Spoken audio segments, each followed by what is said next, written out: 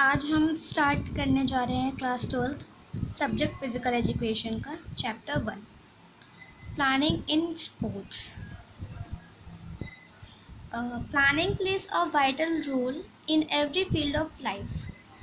अब ये बात तो हम सभी जानते हैं, जो प्लानिंग है वो एक वाइटल रोल प्ले करती है हर फील्ड में, फिर चाहे वो स्टूडेंट की लाइफ हो, बिजनेसमैन की लाइफ हो, पॉलिटिशियन की लाइफ हो, हाउसवाइफ की लाइफ हो या किसी की भी लाइफ हो। ठीक है, बिकॉज हर किसी को ये सोचना है कि हम अपने फ्यूचर को अच्छा कैसे बना सकते हैं। सो इसके लिए हमें प्लानिंग करनी ही पड़ती है। ठीक है, physical education and sports play a significant role in the holistic development of an individual. Physical education और स्पोर्ट्स वो प्ले करता है एक सिग्निफिकेंट रोल इंडिविजुअल की एक डेवलपमेंट के लिए। Proper and effective planning is required in the field of physical education and sports. जो प्रॉपर और इफेक्टिव प्लानिंग है वो फिजिकल एजुकेशन में और स्पोर्ट्स में ज़रूरत होती है उसकी। ठीक है, प्लानिंग की, बिकॉज बिना प्रॉपर प्लानिंग के हम अपना गोल अचीव नहीं कर सकते।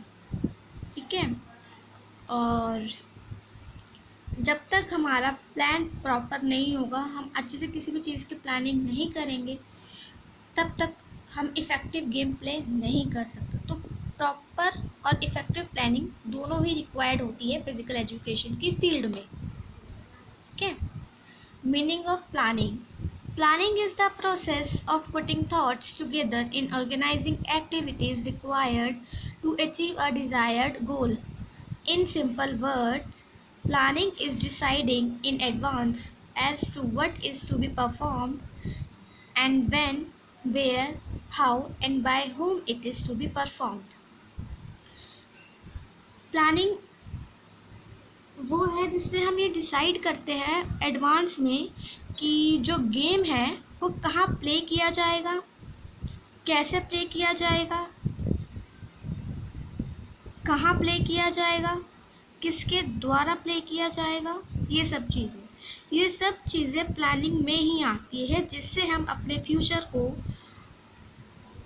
कैप्चर कर सकते हैं। ठीक है, हम अपने फ्यूचर को इफ़ेक्टिव, या हमें अगर कोई चीज़ गोल अपना अचीव करना है, अगर हमें कोई टूर्नामेंट या कोई कंपटीशन या कुछ मैच जीतना है, तो उसके लिए हमें प्रॉपर प्लानिंग की ज़रूरत पड़ती है। ठीक है, so definition planning. According to Allen, a plan is a trap laid to capture the future. Allen के अकॉर्डिंग जो प्लान है वो एक ट्रैप है फ्यूचर को कैप्चर करने के लिए। ठीक है, ऑब्जेक्टिव्स क्या क्या हैं प्लानिंग्स के?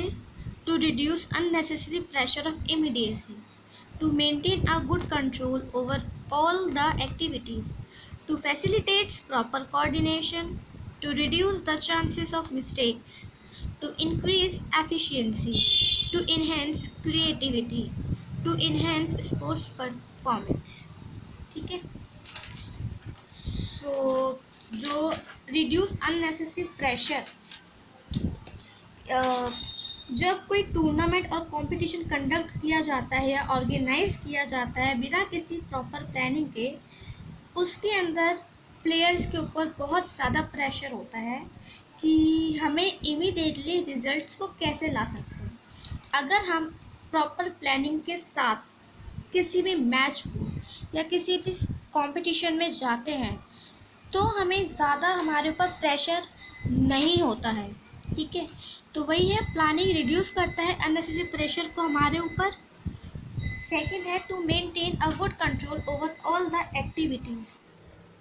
To maintain a good control over all the activities is another objective of planning. Planning and control ये दोनों कनेक्टेड है एक दूसरे से। अगर कोई टूर्नामेंट और कंपटीशन अगर ऑर्गेनाइज किया जाता है एक परफेक्ट प्लान के साथ और एक गुड कंट्रोल के साथ, ठीक है, तो उस टूर्नामेंट में जितनी भी एक्टिविटीज़ होंगी उसको हम अच्छे से ऑर्गेनाइज कर सकते हैं। ठीक है, प्लानिंग है वो हेल्प करता है हमें hold a good control in organizing a tournament। मतलब प्लानिंग के साथ साथ हमें हमारा कंट्रोल भी होना चाहिए चीज़ों के ऊपर। कोई स्पोर्ट्स है, मान लो खो खो है, ठीक है, और आप लोगों ने एकदम अच्छे से प्लान करके गेम खेलने गए। उस टाइम पे आपके पास गुड कंट्रोल भी होगा अपने ऊपर कि मुझे पता है कि अब हमें किस तरीके से आगे की स्ट्रेटेजी चलनी है, ठीक है। तो वही है, ये दोनों एक दूसरे से कनेक्टेड हैं। जो थर्ड है, टू फैसिलिटेट प्रॉपर कोऑर्डिनेशन। ये जो ऑब्जेक्टिव है प्लानिंग का, ये रिलेट करता है प्रॉपर कोऑर्डिनेशन से, जो वेरियस मेंबर्स होते हैं कमिटीज़ के और जो कंपटीशन को ऑर्गेनाइज करना चाहते हैं smoothly. Without proper coordination among the officials of the tournament, it will not be easy to conduct or organize a sports of tournament। बिना अगर कोऑर्डिनेशन ही नहीं होगा कमिटीज़ में या ऑफिशियल्स हो गए, ठीक है, तो वो जो टूर्नामेंट है उसको कंडक्ट करना या ऑर्गेनाइज करना एकदम इजी तरीके से वो बिल्कुल नहीं हो सकता। तो कोऑर्डिनेशन भी एक इम्पॉर्टेंट रोल प्ले करता है, तो इसलिए ये भी एक ऑब्जेक्टिव है प्लानिंग का। फोर्थ है, to reduce the chances of mistake. अगर हम प्लानिंग के साथ जाएंगे तो स्पोर्ट फील्ड में जाके मिस्टेक्स कम करी जाएंगी, ठीक है, जो मिस्टेक से चांसेस होंगे वो थोड़े बहुत हमारे कम हो जाएंगे। A proper plan reduce the chances of mistakes and oversights. Fourth है, to increase efficiency. With the help of proper planning, the sports officials become more efficient। एक प्रॉपर प्लानिंग की मदद से जो स्पोर्ट्स ऑफिशियल्स होते हैं वो बहुत ज़्यादा प्रभावशाली बन जाते हैं, जिस पे जो लोग हैं, जितने भी स्पेक्टेटर्स हैं, उनका जितना भी ध्यान है वो उनके ऊपर जाता है कि यार ये भी तो अच्छा कर रहा है, ये भी अच्छा खेल रहा है, जो भी है, ठीक है। They perform their duties efficiently and effectively. ये एक इम्पॉर्टेंट एम होता है प्लानिंग का कि वो अपने ऑफिशियल्स की एफिशिएंसी को और कैपेबिलिटी को इंक्रीज़ कर सकें। 6 है, to enhance creativity. Proper planning जो है वो इंक्रीज़ करती है क्रिएटिविटी को ऑफिशियल्स में, कोचेस में और फिज़िकल एजुकेशन के टीचर्स में। इनफैक्ट जो प्लानिंग है वो हेल्प करता है innovative and creative thinking among sports officials because many new ideas are brought to the table by officials when they make a plan। जब कोई ऑफिशियल प्लान बनाता है तो वो नए नए तरीके के आइडियाज़, नए नए तरीके के थॉट्स वो लेकर आते हैं कि हम अपने गेम को या अपने इस टूर्नामेंट को कैसे एक सक्सेसफुल टूर्नामेंट बना सकते हैं, ठीक है। To enhance sports performance. One of the significant objective of planning is to enhance the sports performance of athletes और players. Without proper planning it is impossible to improve the performance of sports person. Without planning, बिना किसी planning के हम अपने sports person में की performance में improvement नहीं ला सकते। इफ़ हमें पता है कि टूर्नामेंट या कोई कंपटीशन है वो 1 महीने बाद होने जा रहा है, इफ़ हम उसे ऐसे मतलब ज़्यादा गौर ना दे के भाई छोड़ना हम तो कर लेंगे, अपने ऊपर ओवर कॉन्फिडेंस के साथ जाते हैं, तो जो इम्प्रूवमेंट है वो नहीं हो पाती। और अगर हमें पता है कि मैच है और हमें खुद को इम्प्रूव करना है और मैंने सोचा कि मुझे गेम जीतना ही जीतना है, तो जितनी भी मेहनत की जाएगी वो सब कम है। हम ज़्यादा से ज़्यादा इम्प्रूव करेंगे खुद को, अपनी टीम को, कि ज़्यादा से ज़्यादा मिस्टेक्स ना हो या ज़्यादा से ज़्यादा हम जो भी कर सकें हमारे अंदर इम्प्रूवमेंट दिखे, ठीक है। तो वो सब है। अब बात करते हैं various committees and their responsibilities. Administrative director, executive committee, then organising committee for games and sports.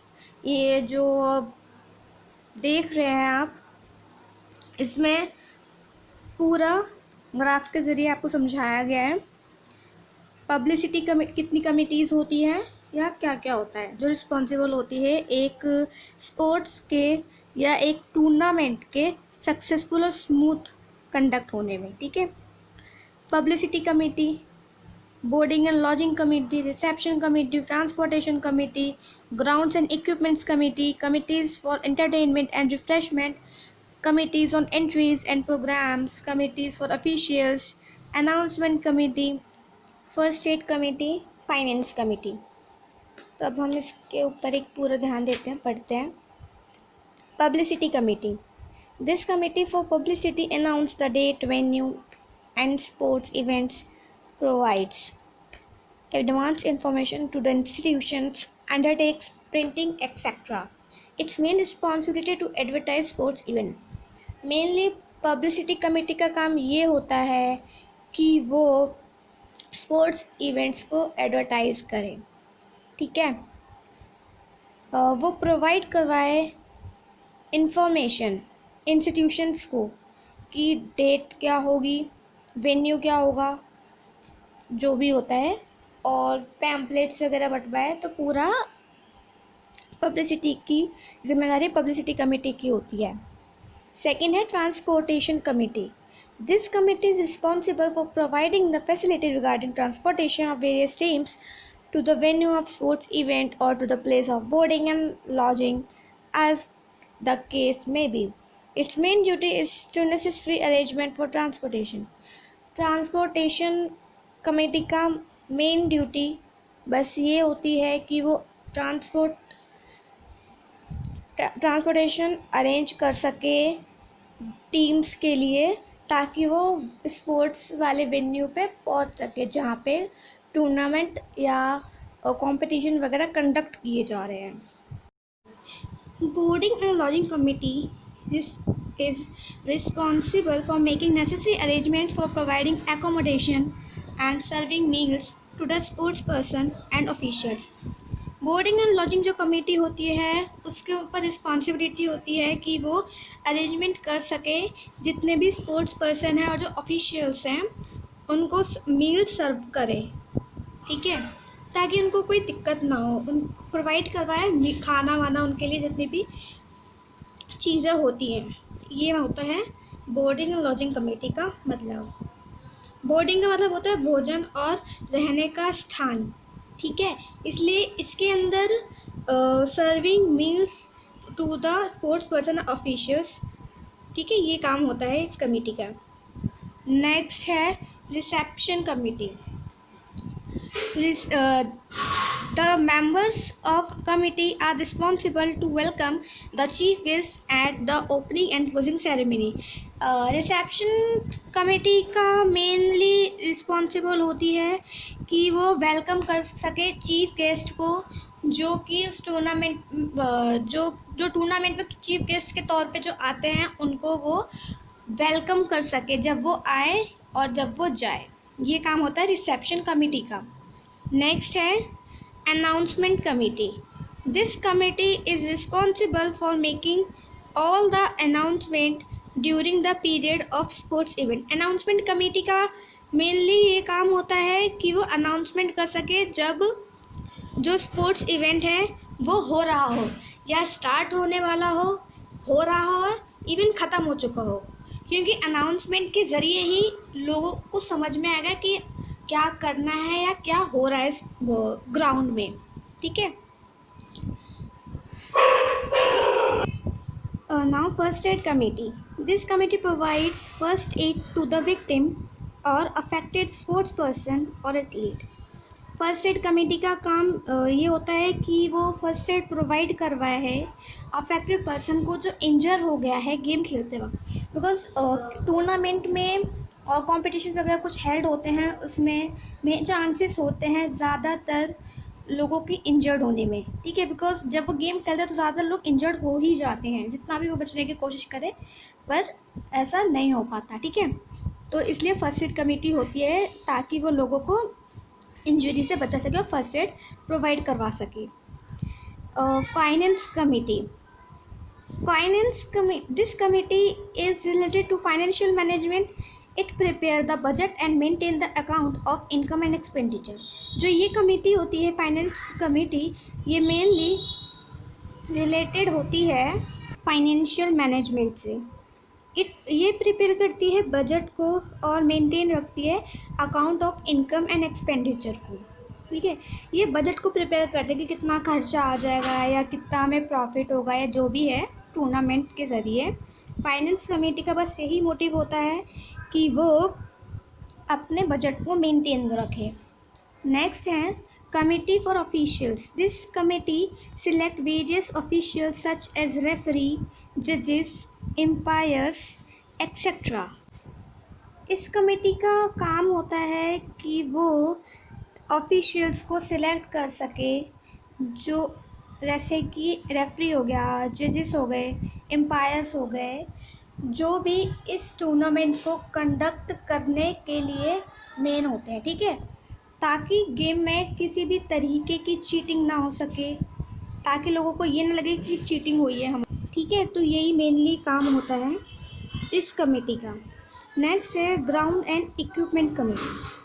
This committee is responsible for making the grounds और laying out the track and field. Grounds and equipment committees का ये काम होता है कि वो responsible, उसके ऊपर रिस्पॉन्सिबिलिटी होती है कि वो ग्राउंड की और इक्विपमेंट्स की जिम्मेदारी ले सके कि सब चीज़ परफेक्ट है या नहीं है, और जितनी भी नेसेसरी अरेंजमेंट होती है इक्विपमेंट को लेकर एक गेम में वो सबसे पूरी कर सके। और ये कमेटी रिस्पॉन्सिबल होती है ताकि जो भी इक्विपमेंट की ज़रूरत होती है वो पूरी कर सके गेम में। ठीक है, नेक्स्ट है committee for entertainment and refreshment.